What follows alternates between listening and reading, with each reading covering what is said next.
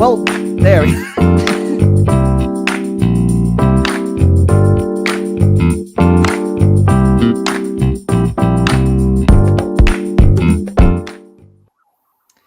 All right. So here is our segment where we talk about what is turning us on this week. And that is just anything and everything that you can be excited about. Podcast, movie, person, fun activity you might be into.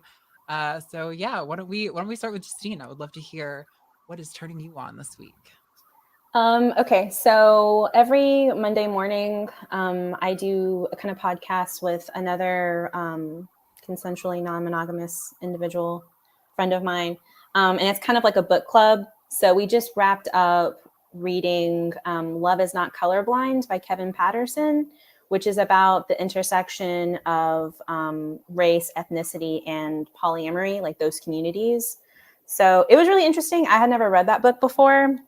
It covered a lot of really interesting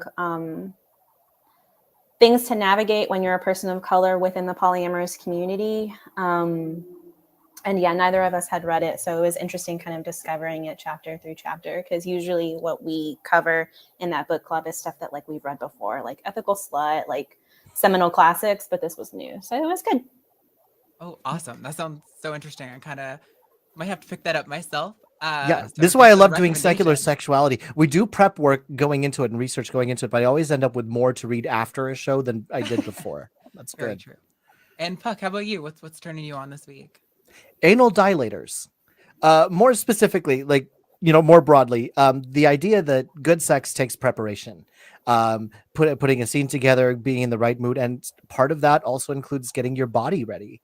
Being in the right conditioning, being well fed. If it's a scene that's coming up, just taking a moment to make sure that you're prepared for it. And sometimes the more prep that goes into a scene, the more, paradoxically, the more spontaneous you can be in a scene because you had the good preparation for it. Totally. Awesome.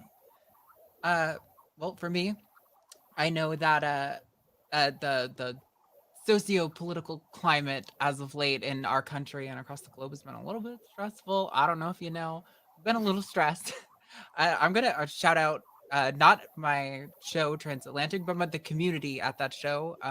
I took a few weeks off because I was getting a little overwhelmed with all of the stuff, and I gotta say they're such amazing people, and I love my queer community, amazing, resilient, beautiful souls, and souls, and I'm so excited to be a part of that. I'm really grateful for all of those people and everyone here for being so supportive while I kind of got my feet back in the game.